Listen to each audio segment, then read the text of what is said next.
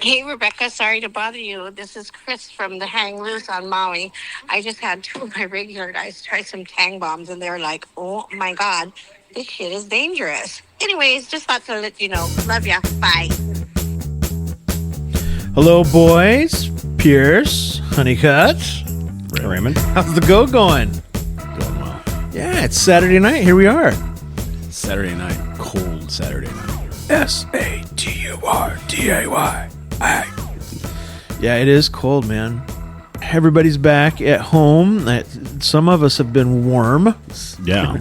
Much warmer than others. Brad, you sound a million times better than I'm last way time better. I did. Way On the road to better. recovery. Yeah. The Zycam and the Zycam We're at the Zycam and the Zycam. and the NyQuil. And a chaser and NyQuil. Just like I think it's the Elvis. NyQuil. And a little McGillicuddy's tonight. Yeah. Yeah. Cleaning out the pipes. John, you're back. What time are you on? Are you in Pacific time or are you on Central Standard? No, I quickly adjusted back. We're back to reality. Man, you travelers, Standard I Time. never, what is the secret? Is it water? How do you get adjusted so well? The one advantage I have is I can sleep on an airplane, and it helps tremendously. Oh, My yeah. wife cannot sleep on an airplane, so she's probably still stuck on a different time zone with jet lag right now. But fortunately, I'm blessed with the ability to sleep in an upright seat, so Right. it helps. See, I can't because I look like a mummy. My mouth opens up and people throw Yeah. paper from straws in my mouth, and it's embarrassing. I wake up Yeah. and Drool. drool, a lot of drool. There's always a lot of drool with me, but I just put the eye mask on, the hood up. My kids and Becky are mortified, but you got to do what you got to do to sleep. I have to assume the eye mask is pink and it says princess on it. It's green with like frog eyes. Love it. All right, should we get to the show? Yeah, let's do it. It's Saturday night, 1984. We're 12-year-old boys fueled by popcorn, Mountain Dew, and the belief that the mall is the center of the universe. Finally old enough to roam town, free without parental oppression, with a little folding money in our pockets from our lawn mowing job, and 2 movie tickets in the front pocket of our OP board shorts. We went to the movies with hopes that we could catch an awkward applied kiss from a pretty young girl. We rolled our way around the skating rink and bowled a few unproductive frames. If we were lucky, the night would end in a sleepover at a buddy's house whose parents were heavy sleepers and turned in early. Tonight, we're rewinding the tape to those Saturday nights of our childhood where curfew was our only obstacle and there was endless hours of music video on the TV until the sun came up. This episode, we're going to talk about Saturday nights. You know, Saturday nights were the success of a Saturday night all depended on when it hatched. Mm-hmm. So I found personally that if the Saturday night was hatched before 4 p.m. on Saturday, the chances of staying overnight were not good. I could probably squeeze a movie out of it, but the chances of spending the night were probably, I was going to get a little resistance. Mm-hmm. But between 4 and 5, like if I were home for dinner and I said, hey, we're going to stay over at Kestner's, we're going to go to the movies, this is what's playing. Yeah. You know, here's who's staying there. My chances of spending the night were much greater. Now, I'm sure that on the flip side of this, the girls, they had everything locked down. I mean, they had to have their parents know what they were doing like way before 4 p.m. Sure. for success to happen. Right. So similar for me, but I would say the other element that helped was I always like to pop the question of the sleepover with the host present. So if I wanted to go stay with Andy Peoples, I would say in front of my parents with Andy present, hey, Andy wants to go, we're going to do this or that at Andy's house, and he'd be right there. And that would, because then you didn't get the 50 questions of, what was going to go on, who's going to be there, yada, yada, yada. And your parents didn't want to crush Andy. Right. They wouldn't care about crushing you. Right. Yes. So that was always helpful. So, John, was the sleepover kind of like the cherry on top of the sundae for you, or was it not a deal breaker? Oh, I don't know if it was a deal breaker by any means, but to your point, they often came together spontaneously. It maybe start with a late afternoon movie. I'll tell you, one of the real power moves is if like there was momentum amongst the parents to like go to Pizza Hut or something along those lines. Yeah. And then the kids could hatch a plan while the parents are eating and having a pitcher of beer. Like, hey, you want to drop us off at the movie and then Yeah. pick us up and we'll go back to Goodspeed's house or something along those lines. You know, a lot of big plans were made around the Pac-Man machine at a Pizza Hut Right. back in the day. So I will say that being from a small town, first of all, my parents, I don't think hung with any of my friends' parents. I just don't think. Similar. But being from a small town, I didn't have to be ran anywhere. I mean, I could walk anywhere. I could ride my bike anywhere. Yeah. And so if my plans required my parents to run me somewhere, things got a lot more complicated, right? But yeah, I think that was probably a bonus of living in a small town because my parents are like, yeah, I don't have to do anything for this. Sure. It's easy for you. I had a buddy whose parents owned a small mom and pop grocery store, and that's where we stayed. I mean, and they had Italian sausage, cheese whiz, and nacho chips I went through, and salsa. But I mean, it was like they had everything, man. He was allowed to eat junk food. They had Coke in a fridge. I mean, there was no regulation at all. It was a great place to spend. And they had like 4 TVs. So like if you had to be in at a certain time, you could play video games, you could watch night tracks or MTV, and it was I will say great. The green light to order like Domino's or Pizza Hut with a couple 2-gallon sodas, right? That was a big one because we didn't have soft drinks and stuff in the house traditionally, but that was a big night. You know, you and your buddies basically 1 2-liter per 2 people, right? And a couple pizzas, and it was game on, right? You know, what you decided to do in addition to the sleepover all kind of evolved around what movie was playing in town. You know, if there was a movie that you couldn't get into, obviously roller skating, bowling, or something else was on the docket. But if it was a movie that kids wanted to see, then that call tree fired up, because there was a pod of 4 girls here and a pod of 4 girls here and 4 guys there. Right. And you kind of figured out, how everything was going to go down and if there's going to happen anything before the movie or after the movie. Right. Yeah. So you guys living in a smaller town, did you have multiplexes or what was? So did you have the move where you would go get the ticket to Rocky 2, but then go to Porky's? Was that a thing for you guys? No. Yeah, we had 1 screen, 1 movie. That's what we had. Same deal. State Theater, 1 screener. Yeah. So that was always a great. If you could end up like an old Capitol that had 3/4, 3/4 Yeah. And that would be a strong move. And then there was always some gamesmanship at the arcade before you went over to the movie theater. Right. Some of the kids, some of the girls would be a lot more squeamish about sneaking into the Porkys or something like that. Yeah. So you had to kind of muster the troops and get everyone some courage and make your move. And then you think back to hindsight, at the movie theater, like they clearly recognize that a dozen kids snuck into the R-rated movie, but seemingly they didn't care back then. The first time I saw Porky's was in Des Moines, and I can't remember what road that's on, but it's on the south side. And we were, I think we were in town for Iowa State Fair maybe, and it was on a drive-in movie theater. Oh, perfect. Right? And we were at a long stoplight.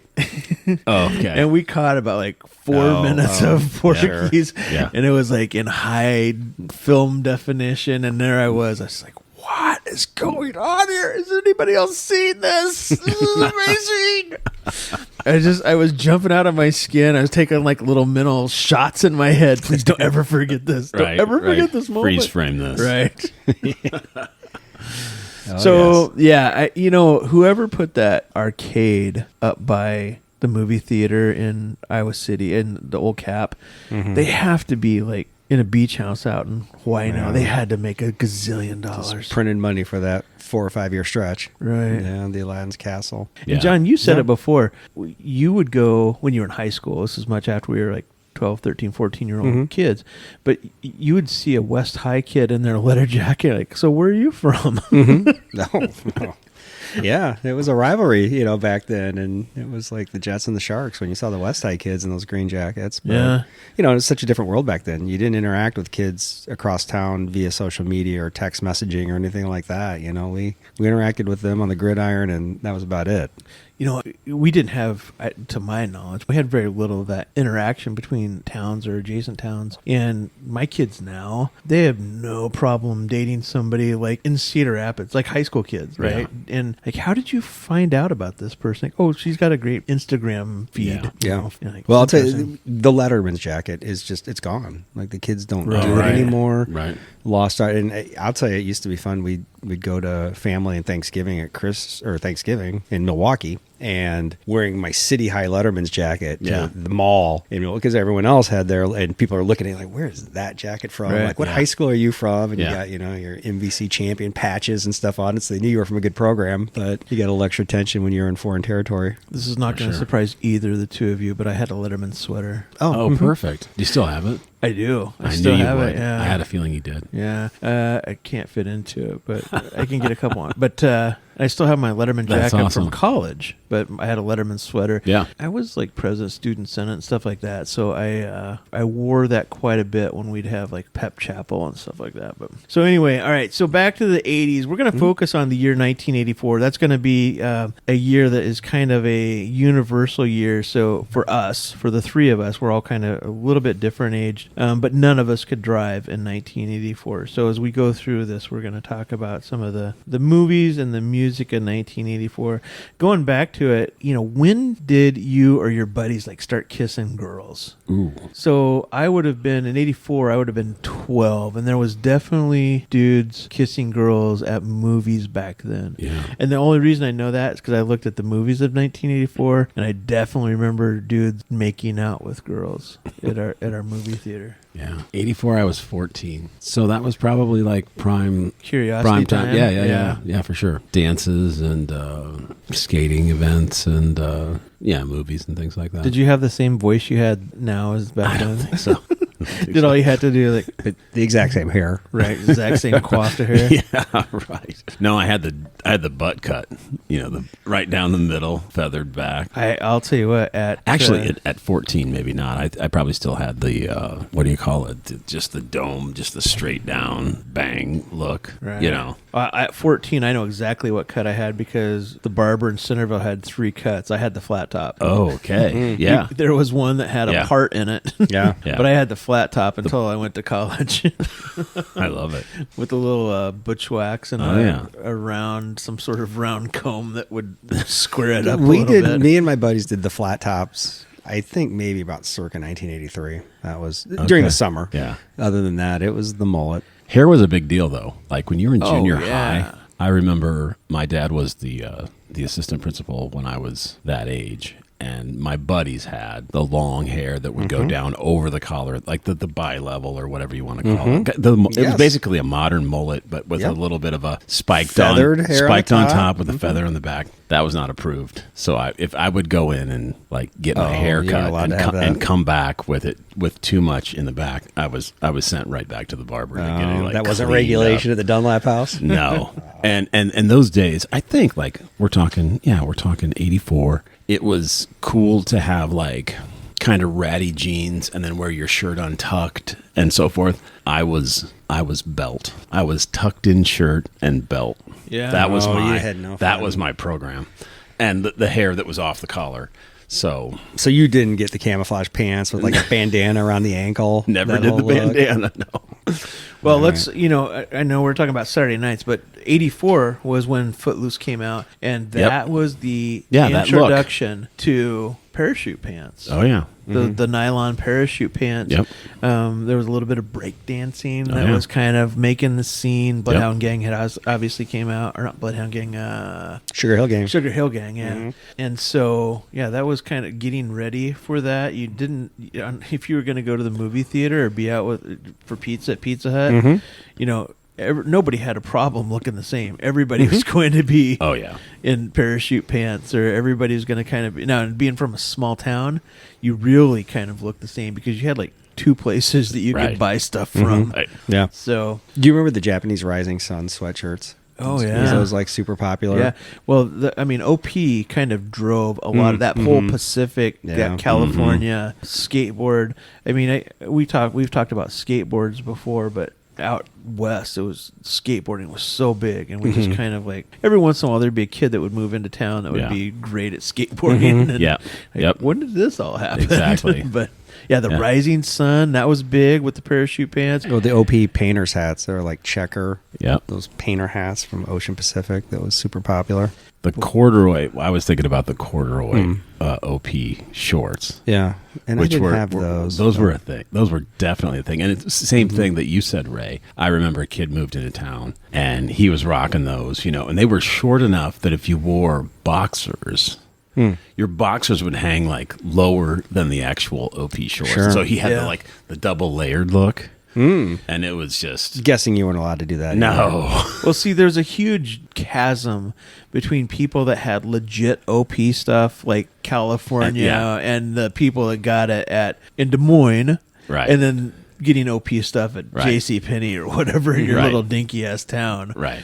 But yeah, if you had a kid move into town and he had like corduroy OP stuff, or he had something that nobody else had, they were instantly going to get a little tail. They didn't have to worry about the girls were dumping whoever they had to get the dude with the legit OP gear. or the parachute pan or whatever. So, all right, so we have talked a little bit about the movies of what we saw. Here's the top 10 movies from 1984. So the number 10 movie was Splash, which had Daryl Hannah and Tom Hanks, John Candy. Yeah. Star Trek 3, The Search for Spock. Didn't know he was missing. Romancing the Stone, which is remember that? Very underrated 80s flick. Great movie. Romancing the Stone, never leaving the poor heart alone. Who was that? Eddie. He was the same dude that rocked down to Electric Avenue. No. Oh. So Grant? Eddie Grant? Eddie Grant, yeah. So, boy, I can't believe this is the number 7 movie. I refuse to believe it. The number 7 movie in 1984 was Footloose. Yeah. And I just, in my head, that stayed at the movie theater forever and ever and ever, and I think it even came back. So question on that would be, what was the release date? I don't remember for sure, but is that something that potentially appears on your 85 list as well, because it was a late season? It, revenue in 84 was a couple months worth. Yeah, February 17th, Nope, 1984. it had a full year. I mean, that thing But stayed let's hear around forever. Yeah, it did. Number 6 was Police Academy. My guess is there was not much smooching at Police Academy. Number 5, Karate Kid. Number 4 was Gremlins. Number 3, Indiana Jones and the Temple of Doom. Yeah. Number 2, I can totally believe this. Boy, this was a big year. Number 2 was Ghostbusters. See, I would have had Footloose maybe at number 3, but I mean, I'm looking at box office gross in the United States. Ghostbusters really jumps out. That would have, you would guess that above Footloose. Right. Maybe not some of the others. I think I saw Ghostbusters several times in the movie theater. Oh, sure. And I saw Footloose too, and then last but not least, Beverly Hills Cop. Police Academy. Was that an R-rated movie? Yes.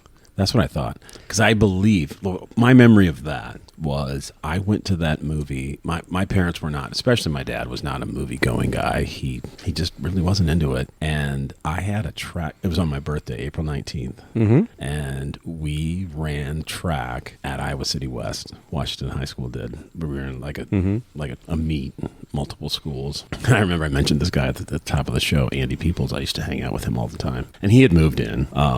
To town from Missouri, and I was running 800s. I was not swift, so I wasn't a sprinter.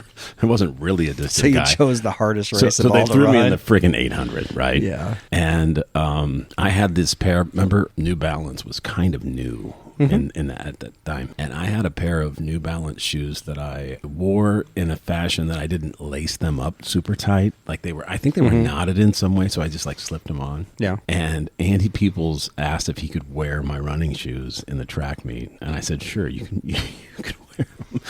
He slid them on and he didn't lace them up. They were just kind of like loosely tied up. And I think he was running the 800 as well. He goes around the first lap and he's like, I don't know, he was like in the middle of the pack or maybe a little bit towards the front. And then you see him go around and one of the shoes, he like kicks himself out of the shoe. So he winds up running like flat tire you know, and then he has to figure out like, what am I going to do? Yeah, So chariots of fire. He decides to just kick the other shoe off, and he runs the second lap, or like 3/4 of the second lap, barefoot, and finishes the race in my New Balance, which I don't know why he borrowed those, but anyway, he did. And then that night after that track meet, I went to the old Capitol Mall. I was going to say Coral Rail, downtown, old Capitol Mall, and saw Police Academy, first R-rated movie I'd ever seen with my parents. Oh, they took you to it. Yeah, as like a birthday thing. So that was my...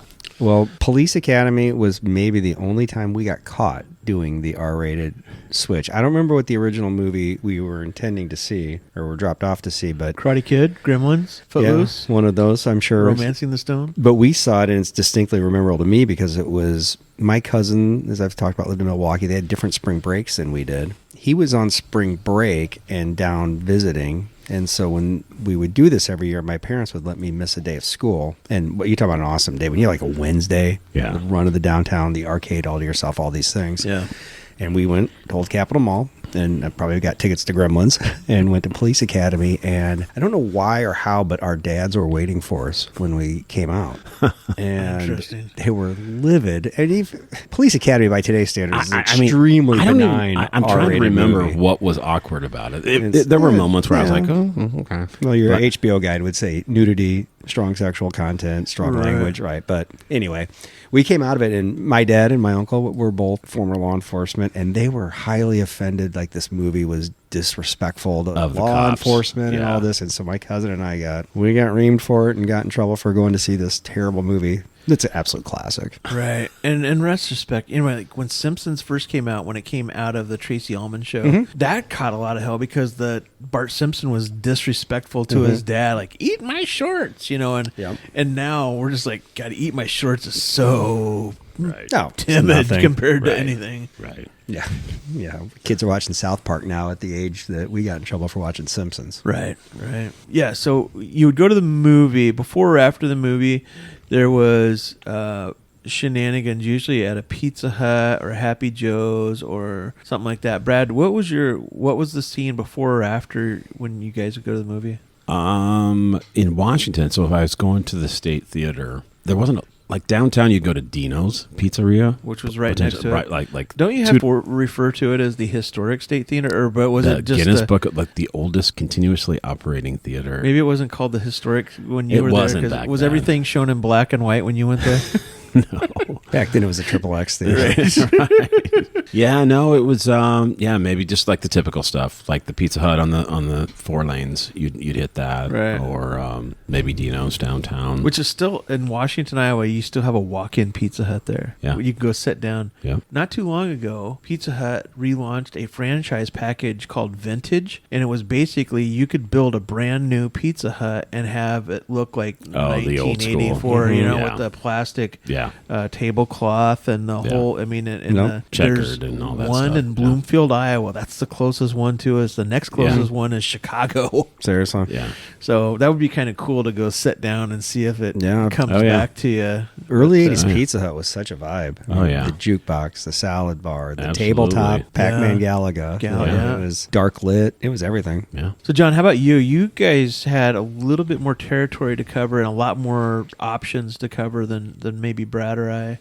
So if we were going, if the Saturday night involved the movies on the east side of Iowa City, so Sycamore Mall, which the kids we'd generally get to ourselves. Then there was Mazzio's Pizza, which sat on the corner of First Avenue and Lower Muscatine. So it would have been, where the barbecue place is. Yeah. Jimmy Jack's. Yeah. That was the Long John Silver's back then. And then I believe it's a dental office or something that was on the corner. That was Mazzio's Pizza. So that was the kid hangout. That was also the post-school dance because it's right down the street from Southeast Junior High. So that was a real congregating spot. Like Saved by the Bell had their restaurant, right, that all the kids went to, and Mazzio's Pizza was that for the East Side Iowa City kids. And then you'd go over to the mall, to the movies, that type of situation. Downtown was a little bit different deal. Usually, if you ended up going downtown to the movies, it's centered around the mall, so the arcade. And then there used to be an Arby's and Diamond Dave's upstairs. Diamond Dave's. Yeah, for us, it was at that age, 13, 14. Right. It was usually like everyone would go over and congregate at Arby's and then head over to the movies. That type of situation. For those of you listening that aren't familiar with where John was brought up, is Iowa City, Iowa, which is a major university, and they chose to have one of the second newest and biggest malls downtown, right where the university students were. So I mean, it was kind of a big deal to have drop your 14-year-old off with, 18, 19, 20-year-olds that were drinking that were at the bars downtown University of Iowa. So it was an interesting move. So there were basically two towns. We didn't have to worry about any of that when we were kids. And I think that was great because my parents just basically, if I could walk there or ride my bike there, my parents were like, yeah, you can go. Yeah. I'm cool with that. So yeah, like you said, it was just, if you can get there by bike, you're on your own, Be home when you say you're going to be home, but right. There was no transportation needs. So let's say that there was a crappy movie at the movie theater. What'd you guys do on Saturday night? Where'd you congregate? Probably at a buddy's house or try to have somebody over. My parents refinished the basement. We had an old house, and my parents put a little fridge in the basement and loaded it up. I think their whole strategy was to keep us in. They did. Right. So you were the house you went to. Yeah, like a lot of yes. Yeah. Although we didn't have like what I would look forward to if I got to spend a night at a buddy's was like we didn't have cable TV, we didn't have Showtime and HBO and Cinemax and things like that. Right. But we were early adopters of MTV. Yeah. So I was the spot. Like my buddies would come to my place to watch. Yeah. Just watch music videos. Yeah. And maybe play Atari, and we had a ping pong table down in the basement. Yeah. We had an old school pinball machine. So we would just do game. Your house sounds awesome. Yeah, it was good. Like unlimited Mountain Dew and, just load up on junk food and hang out. And do John, did you go places or people come to you? So what we would do, it would be at someone's house, either my house or one of the friends. A lot of times it would involve going to That's for Entertainment to rent flicks with a VCR. Yeah. And famously, do you guys have That's for Entertainment in your towns? No, they we always had the same. Something called Adventureland. Okay. That was a video rental. Yeah. Did it have the curtained off section? Yeah. Oh, yeah. Right. So, yes. And there was always an attempt. Like you'd go get whatever, E.T. and Rocky 2, and then whoever drew the short star would have to go out to the curtain and try and come out. And I think you said this was number 3 that year, but one year we got Romancing the Bone. Right. And just flew under the radar. And it was the absolute best because it was an easy mistake. Two great things about this story. And this is a true story. We went up to check out. So we had 2 PG flicks and Romancing the Bone. And the kid looks at us and he says, "How old are you?" And my buddy just blurts out, "We're over 18. Yeah. No specific age. No. Just we're over 18. Yeah. So he didn't care. Yeah. Rents us the flicks. We Yeah. give him $2.50. We go home. It was the amazing night. We never did see Gremlins or the other movie. No. Right. But you didn't have to rewind those. the beauty of this is the friend tasked with taking it back dropped the ball on Sunday morning. It didn't take the flicks back. So That's for Entertainment called, and we had rented on my friend's account. His parents calls their house and says, "Romancing the Bone is late." Right. Mrs. Jashwick, could you bring in Romancing the Bone? Yes. We have somebody waiting for it at 9 o'clock. How that happened? That plan was foiled. But I mean, we got the goods out of it. But we Brad, also whenever got John scolded. tells a story, do you feel like if Brad's childhood friends met us now, like, man, we could beat those assholes up? God, those guys are so mundane. They don't do anything wrong. Right. How did he end up with those 2 dweebs? Right. I love John's stories. we were juvenile delinquents, I'm afraid. Hey, I want to give a shout out to my friend Clint Johnson, who brought up your mannequin riding a bicycle story. Yes. Yeah. So the other part of the evening, though, Right. once you mentioned parents going to sleep and sleeping soundly. Yeah. We were out of the house at like 10:30, 11, Right. and we were running the town. And teepeeing houses, I mean, we consider that an art form. Right. We teepeed probably houses almost every weekend. Yeah. Like not necessarily like homecoming or Oh, no. just any random. Right. I mentioned this before. The dude that would hand out like a toothbrush on Halloween, he got like 6-7 teepeings throughout the course of the year. I mean, that was not forgotten. Right. You know? That wasn't just like after Halloween. That was like it was like Easter teepeeing. Yeah. And the girls. I mean, you always teepee the girls' houses. I mean, you know. get a little attention from Dad. Let him know. Right. There was another rooster in the house. Right. When you're building or buying a house, it always seems like having a slider on your basement seems like, oh yeah, we'll just pop in and out, and I can grill, and we can have little parties so here. Convenient. Yeah, but you totally forget about your kids sneaking out at 11 o'clock at night. I'll tell you saved it. If like you really had disdain for somebody, you saved it for a rainy night. That they would get TV on a rainy night. Yeah. You'd battle the elements to get that house and soak that in. But Yeah. but we had other tricks. Like I think I mentioned, we put a stuffed animal on a fishing rod and would stand in the bushes and wait for cars to come and reel it out just to see what kind of mayhem we could cause. Jesus. No one did this. I think Did you even ding dong ditch houses? Did you not even do No, that? but my kid just asked me about that. He goes, hey, so my youngest asked me, he goes, did you ever put flaming crap on somebody's? And I said, no, because I was always in the impression that if you caught somebody's house on fire, that'd be a bad thing. And he looked at me like, oh yeah, I guess I didn't think about that. I'll tell you what, we never did that as kids, but my time in law enforcement, I was riding with Dean Scheifus one night, and we got sent to a call for a vandalism, I think is what the call came in. And we get to this guy's house, and he is super mad, and he had been victimized by like maybe the most perfect flaming poop sack ever. Right. And he had stomped his foot all, it was in his house and everywhere. It was Right. just amazing. And he was mad and wanted to like press charges, and Dean and I we couldn't even keep our composure. We're just laughing, right? Just like, dude, this is classic. No. Right. Yeah. And he actually, I think, called and complained about us because we wouldn't take his report, and we just basically we thought it was the funniest thing ever. Yeah. He got the two cops that would have done that as 12-year-olds, so we were not too sympathetic.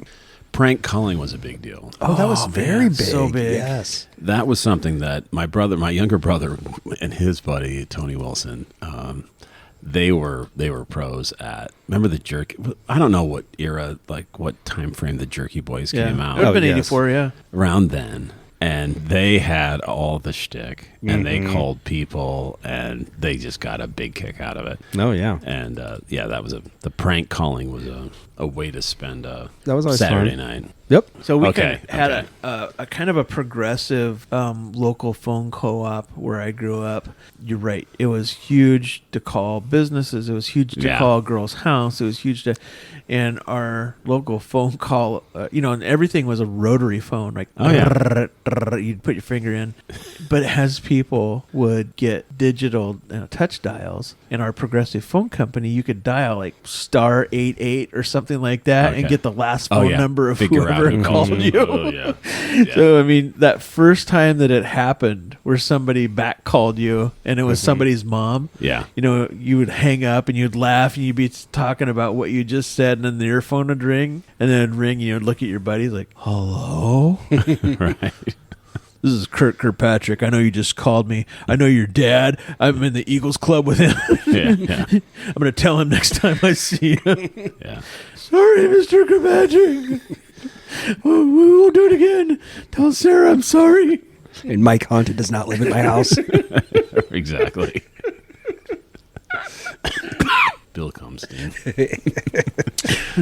Yeah. No, but like the phone system too was something that kids today don't have any appreciation for, right? When you were when phone calls would come in and your buddies would call, whatever. But like, especially when you were like dating and so forth, and you would get a phone call from a female, right? Right. And you'd be taking the upstairs phone, and Dad answered it initially downstairs, and you're like, Dad, hang up. Like you're waiting for that click, Right. Because there was this whole situation where you could basically get surveilled, and I fell victim to that more than once. In the spring of 20 and 24, I remember this. I was at a Walmart in 20 and 24. 20 and 24, the year of our Lord. In Walmart, back where like the guitars and the guitar picks and the CAFOs and everything are, they had a 15-foot landline cord. Yeah. And I was blown away. I was like, what is this? And it wasn't marked down or nothing. It was like $6 and some odd cents. And there was still, I mean, that was basically a cell phone. That was basically got you far enough away from the phone. Sneak into the bathroom or go wherever where you could like shut a door and try to like be private. Yeah. You never knew if someone like very silently picked up the other receiver. Oh, definitely. Yeah. You didn't have a teen line, right? No, we didn't have that either. That's for the rich kids. But No. We actually a 25-foot cord was one of my Christmas gifts one year for when I was a teenager, because it would go to like the top of the steps going down to the basement, so I could sit on the top step and talk. Yeah.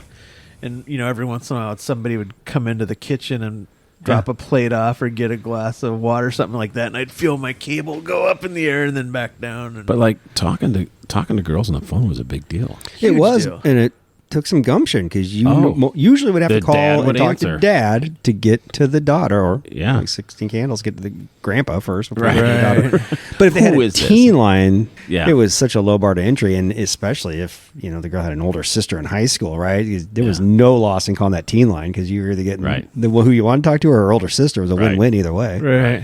Well, I will tell you what I remember about those times where, like, especially 13, 14, 15, is laying in bed and nobody talking. Like, you doing whatever you were doing and they doing whatever they're doing, and it's just quiet. Kind you were of just breathing on the phone. Right. You were just kind of breathing and not saying So? anything. And so and What then are you all of a doing? sudden, like, Nothing. and I have no idea what was going on the other end of that phone, but on my end of the phone, I was like, hockey's on. I could be watching ESPN right now. So, Yes. all right. So neither of you guys bowled in, but you guys roller skate? You guys have roller skating rinks where you were? Yeah, we had Skateland Yeah. in Coralville that we would go. I mean, that was not a regular. I mean, obviously there was a school event or two a year at the Skateland. Yeah. And maybe once in a while, like an afternoon, like maybe Yeah. like in the winter, parents figure out something to do, drop a bunch of kids off at Skateland type thing. Yeah. So it happened, but it was not on the frequent circuit. We did have a skating rink, and it was in a small town that was kind of at the center of 3 or 4 bigger towns, Centerville, Albia, and so you would bump into people from other towns there.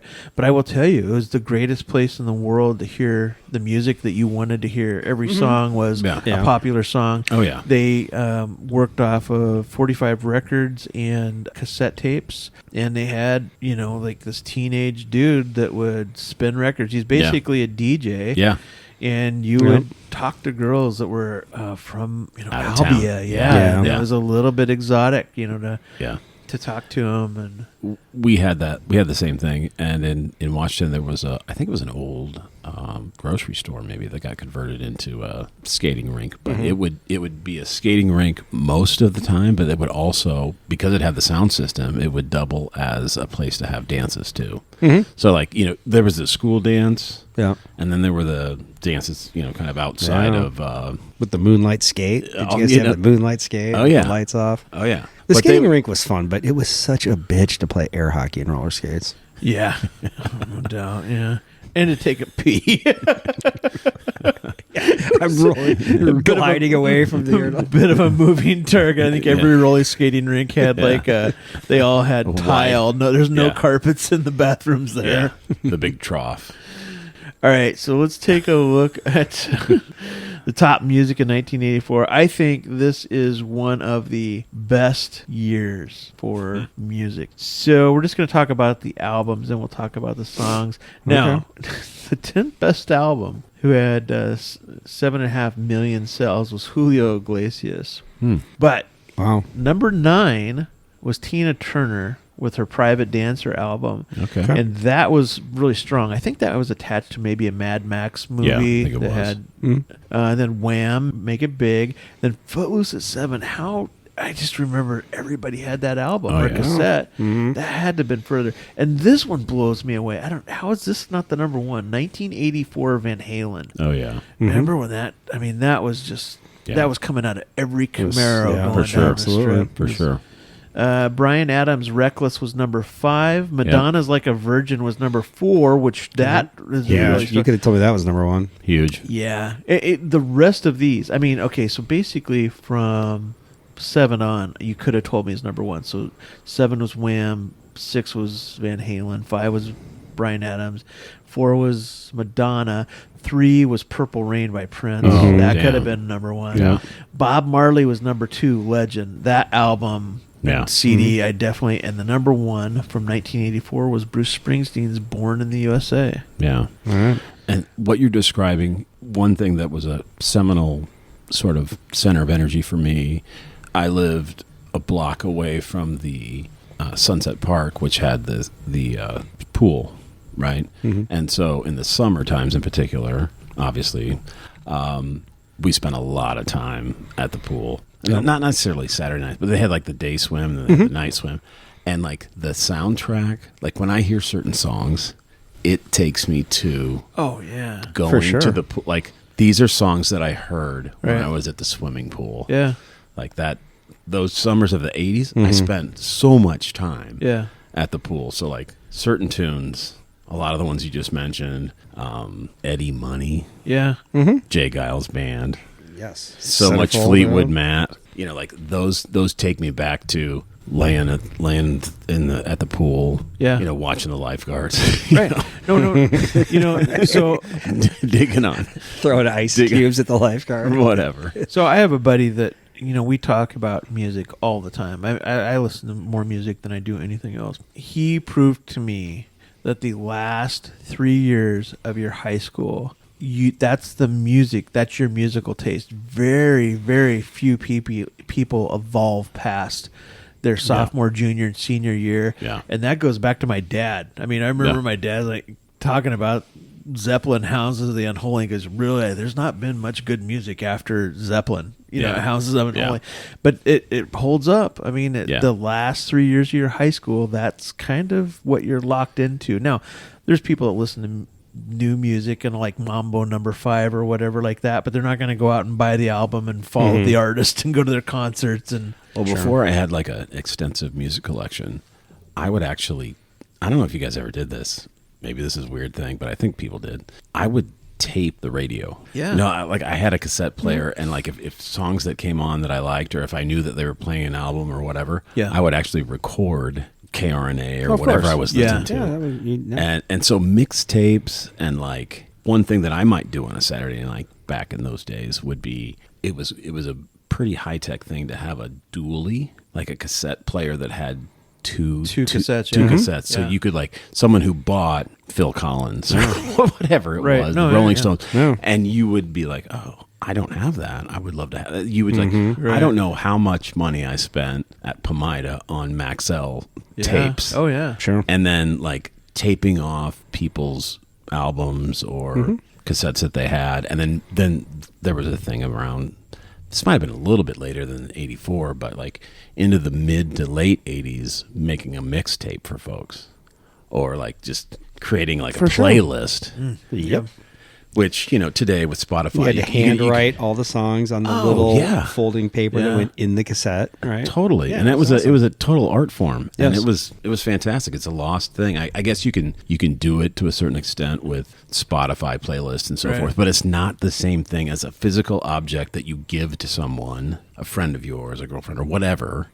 Remember those songs, and like handwriting, and maybe sometimes there would be like artwork that you would do or whatever it might be. Yeah. That was a thing. All right, so we're done with the movie, done with the skating, done with all the frivolities. It's time to head back to somebody's house. One of the things that we did was we would stop by one of the little mom and pop gas stations, and we would pick stuff up. So we're going to talk about the junk food or snack food that we would have once we got back to the sleepover. In our house, we're more oriented towards the chocolate, the cakes, and so forth. So we were big on the Little Debbie's franchise, the Nutty Bar, the oatmeal pie. Oh, so you're oatmeal pie. So it didn't have to be chocolate. It had to be sweet. Oatmeal pie. I preferred a Nutty Bar. Like if I were to choose between a Nutty Bar and an oatmeal pie, Nutty Bar all day long. Right. Swiss cake rolls, remember those? They Oh, were kind of 100%, like yeah. they were kind of like a ho-ho or a ding dong. Yeah. Ho-hos, ding dongs, and Twinkies were huge. They were money. Remember the ding dongs wrapped in the foil? Well, yeah. That was big time. Right. I think that was a Hostess product. Yeah. Remember Chucky's? This kind of takes me more back to the movies. Those were like they're almost like a gumdrop, but they're big. They were in like a little, you don't remember the Chucky's? So I think they were multicolored. Were they Or called Chuckles? Or Chuckles. Chuckles, yeah. Chuckles, I'm sorry. No, Chucky's. listen, I've got a soft spot in my heart for Chuckles because my dad would get Chuckles out of the vending machine at work, and he'd have me go through his lunch bucket, and he'd always get me Chuckles on Fridays. That's awesome. So, We had those at the movie theater. That was a big thing at the movie theater. We didn't have those at home so much, but that was a big thing. Yeah. when it comes to savory snacks, and we've talked about this before because I thought maybe they had them at George's, but maybe not. They're in the same family as a Funyun, which we all know and love. Right. And we've used that as a topping for various things. Right. Yeah. But the Muncho, do you remember the Muncho? The kind of yeah. air popped wafery kind of. Yeah, I really remember Munchos. The Munchos were fantastic. Those and Bugles, like something kind of light, airy, crunchy, Right. savory. I loved all that stuff. The other thing was we weren't big in my house originally on like the branded cereals, like the sweet, Cocoa Puffs and stuff like that. We were more like the Hy-Vee brand and so forth. So Right. Pop-Tarts, if someone had like a full stable of Pop-Tarts in the morning that you could get all the flavors, Right.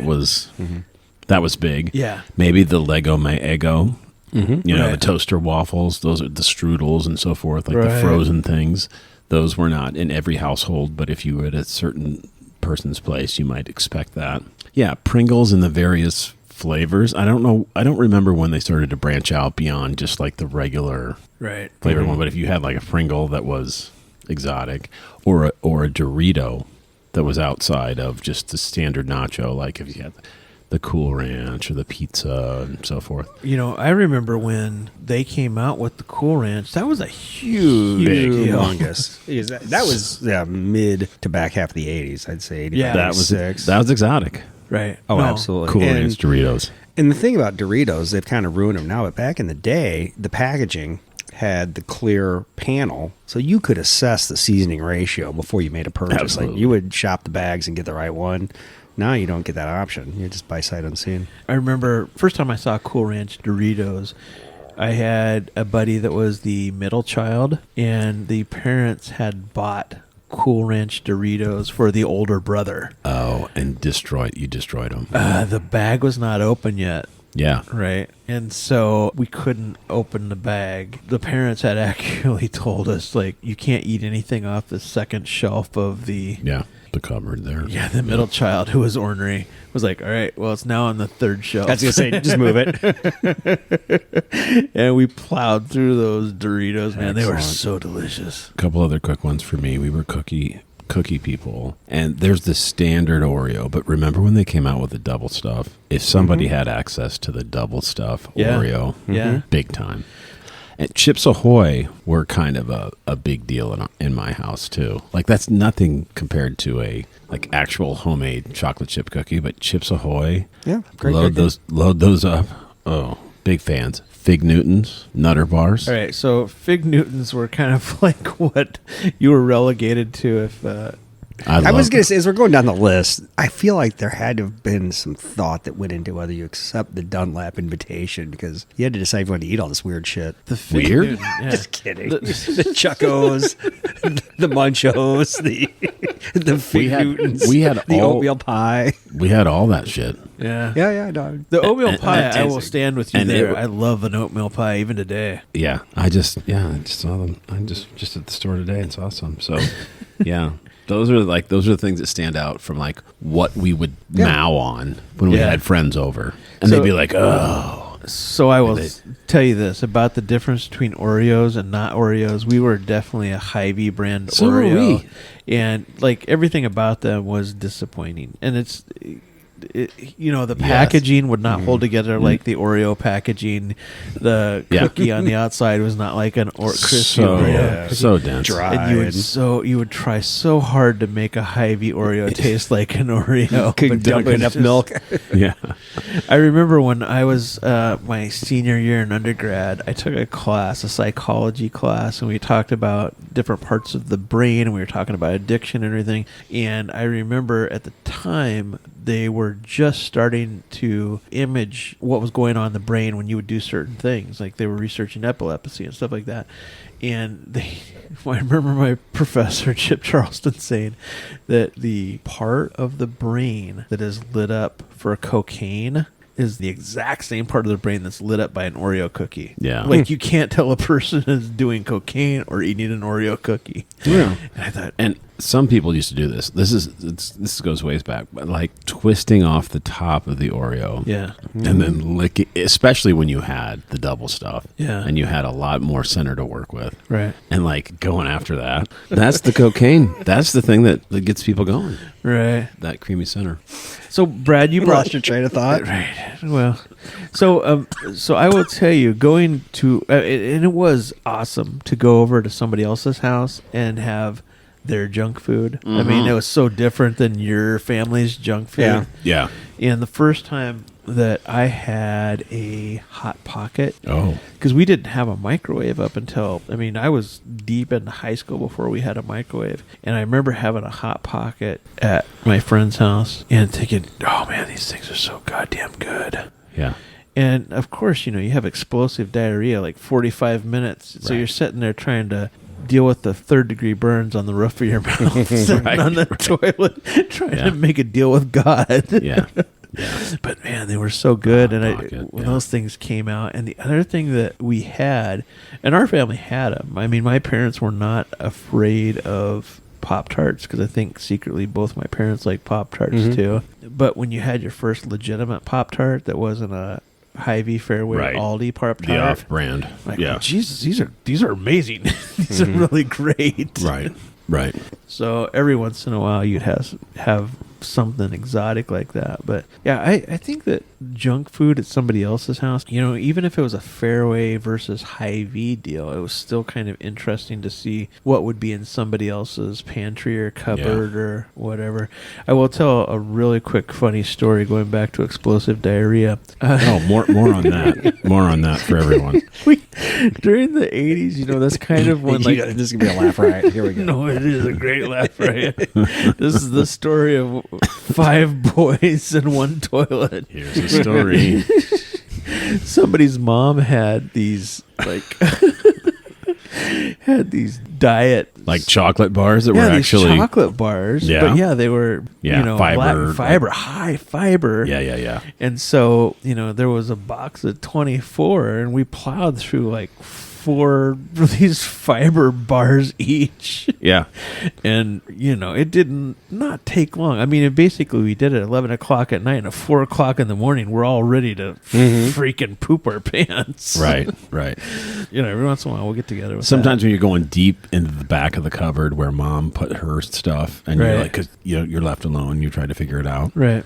That's when that kind of stuff happens. Well, I will tell you this. My mom did a great job of hiding Oreos when we had legit Oreos. Yeah. So She knew you'd get after him, so she was trying to. Yeah, the reason I knew is because we moved my parents out a couple years ago, and I got like on this shelf in their kitchen that was like she would have been able to hit when she was like in her mid 40s, but as she shrank, she couldn't reach up there anymore. I got to this shelf and like there was a throwback cookies from the Right. 80s. Like, wow, how was this packaging? You know what? I bet they'd still be okay. Oh yeah, There's enough no doubt. preservatives in there. Yeah. Dunk them in milk and call it good. The other thing that is a bit taboo now, but when they came out, when a kid had it, was pudding pops. Oh. So yeah, so like if they were ice cream, which basically pudding pops probably were. I mean, but they're ice cream. Parents like, well, you can't have an ice cream bar. Can I have a pudding pop? Well, yeah. For some reason, pudding Yeah, was that was healthier fun. than ice cream. Yeah.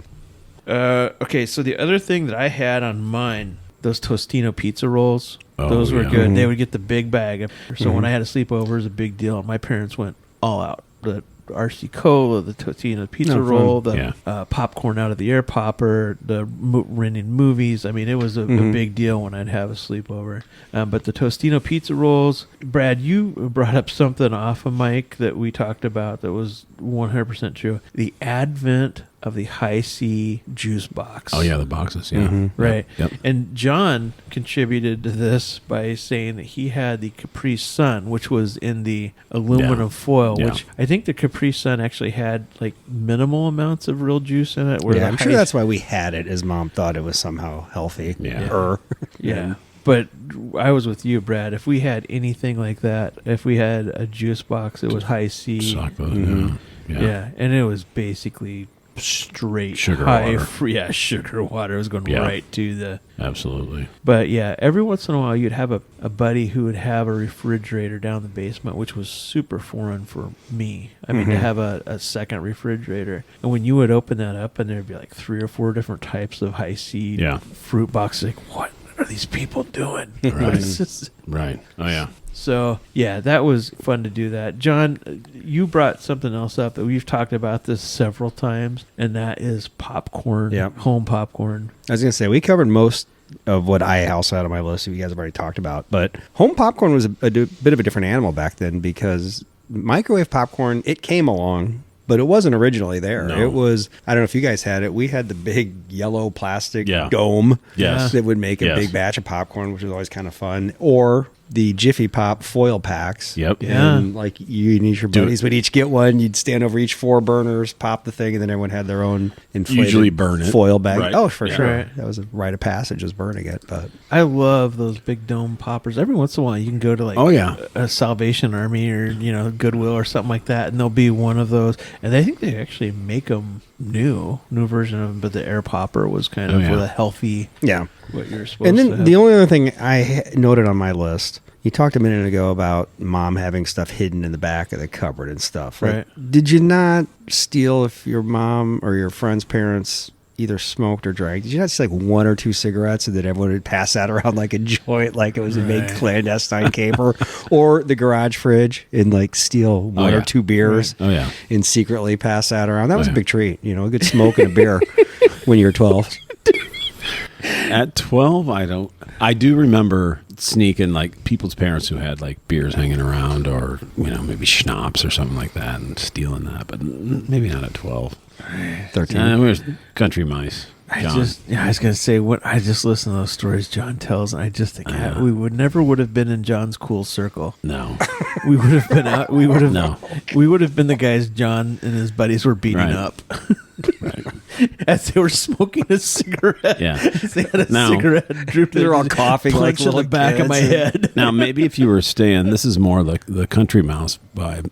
Maybe if you're staying out on a friend who lived on the farm, you might get access to some Skoal. Oh, yeah. Or you might get some access to some Red Band or Levi Garrett. Jeez, we could do a whole other show on country And stayovers. you'd get your BB gun out. You'd go up into the barn. You'd shoot swallows and chew Red Man. And that was another thing. oh yeah, Well, I mean, Jesus, I didn't. Sleepovers with the country friends Right. was a different. There was 3-wheelers. There was you might get a chance to drive a truck if you were 12 then years old. When you got up, you wouldn't have Pop-Tarts. No. When you got up in the morning, you'd have egg scramble, and you'd have homemade donuts, and you'd Right. have cinnamon rolls. Lumberjack Right. breakfast. And you'd have all the stuff, but then you'd go out and work for 2 hours because Right. they needed you to, like, Gladly, like, hey, slop boys, the I got some- hogs and, chase cattle around. But, Right. like, that was still fun. That was still Right. good times. 100. I'm glad you brought that up because that was like if you got invited to somebody's house and they were in, you had to take a gravel road to get there. Totally different situation Yeah. than standing like you weren't sneaking out and going to anybody's house. You No, were you weren't riding your bike anywhere. You were out on the farm doing whatever. right, and there was a pretty good chance that you were firing up like a satellite dish out in the yard that was like 8 foot in diameter and pulling in 1,000 channels. and porn from Yugoslavia and a minister from Alabama and professional wrestling from Right. Atlanta. Yeah, you had everything. You had the 700 Club, and you had a Playboy Right. Channel. Right. Whatever you want. Yeah. Did you guys ever cow tip? Did you do that? You know what? I not did true. Not, Not a I thing don't for you think that country was kids? Allegedly, I had people that said they had cow tipped, but I was No. never. Me and none of my friends were part of it. But Did you play chicken on the tractors like Footloose? Not exactly. No, that didn't happen either. Not exactly. All right. No. all right, boys. Well, that was a good show. You ready for a speed round? Let's do it. Yep. All right. The game we're going to play in the lightning round is nearest to the price. So I'm going to give you some prices from 1984. You're going to write them down. You've got to come closest to the price without going over. All right. So get out your deep dive trusty pod pads. So the first thing we have is a movie. How much would it cost to get into a movie in 1984? And we can't go over. You cannot go over. So 1984, how much was a movie? Okay. I will tell you the average household, the average income in a household in 1984 was $21,000. Wow. So, how much did it cost to fill a tank of gas? How much was it Oh, Jesus. per gallon? Per gallon. So, how much was it per gallon in 1984 for gasoline? All right, we'll go big here. So, in 1984, how much was a Chevy Corvette? Next, we'll go with the gallon of milk. 1984, how much was a gallon of milk? And how much was a family-sized box of Rice Krispies? So we got 3 more here. Oh. This was the first increase. I remember when this happened. How much was a postage stamp in 1984? Second to last, how much was a dozen eggs in 1984? And absolutely last but not least, how much was a 2-liter bottle of Sprite in 1984? All right, so I will just go down the line here. Brad, what did you have for a movie? I said $3.75. And I said $3 even. You were both over. It was $2.50. Wow. All right, John, we will go to you next. How much was a gallon of gas in 1984? 80 cents a gallon. Ugh. Brad? I said $1.25. Brad, you're over. It's $1.10. Oh. Okay. All right, so next, the big dog, a Chevy Corvette. Brad? 35,000. Okay, good guess. John? 19,000. John is under. It was 23,000. Damn, I'm over on everything. Yeah, it's tough to calibrate. So next, milk. John, what'd you have for milk? $1. Okay. Price is right, guess. Yeah, John knows how to play the game. Brad, what'd you have? 59 cents. 59 cents. All right, so it was $1.10. So John is the closest. Damn it. A box of Rice Krispies to go with that. Brad, what'd you have? I said 59 cents. 59 cents. Brad cut on late. John, what'd you have? I did 75 cents for a little snap, crackle, pop. All right, so John wins, but it was $1.89. So I'm not going to call any winner there. Okay, fair. You're both kind of far away. I'm getting blitzed. Okay, so they increased the price of a stamp, which outraged people. Brad, what'd you have for a stamp? 22 cents. Okay, John? I had 15 cents. All right, so John wins, but it was 20 cents. Could you imagine, like, handing a letter to somebody and, like, all right, here's 20 Take this cents. to Sacramento. Get this to Sacramento in 3 days. Right. Damn. All right, so next we have a dozen eggs. John? $1.20. Okay. Brad? Mine's aggressive. 30 cents. It's 89 cents. So that's me. So I think this Brad, is my only winner. Brad picks up a winner. So last, a 2-liter of Sprite. Brad, what'd you have? 2-liter a of 2-liter Sprite. Sprite. I put 90 cents. I had 89 cents.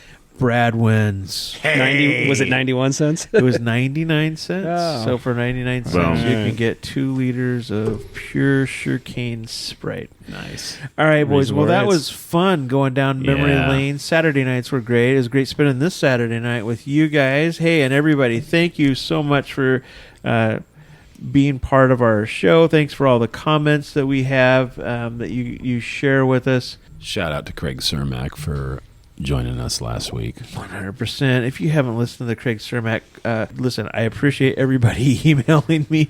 I know that we didn't get to the A-Team van. There was so many things we didn't get. Well, this has probably generated the most email, but we will have Craig on again. That's fodder for another pod. right. He And I was do one other quick shout out. I want to shout out the crowd at the Hang Loose Lounge in Yeah. Maui. Our great listener, Bill Baker, recommended that. He knew I was going to Hawaii. I asked some locals what the best dive bar on the island was, and universally the response was the Hang Loose Lounge. We visited it. They were super hospitable, very excited about the pod.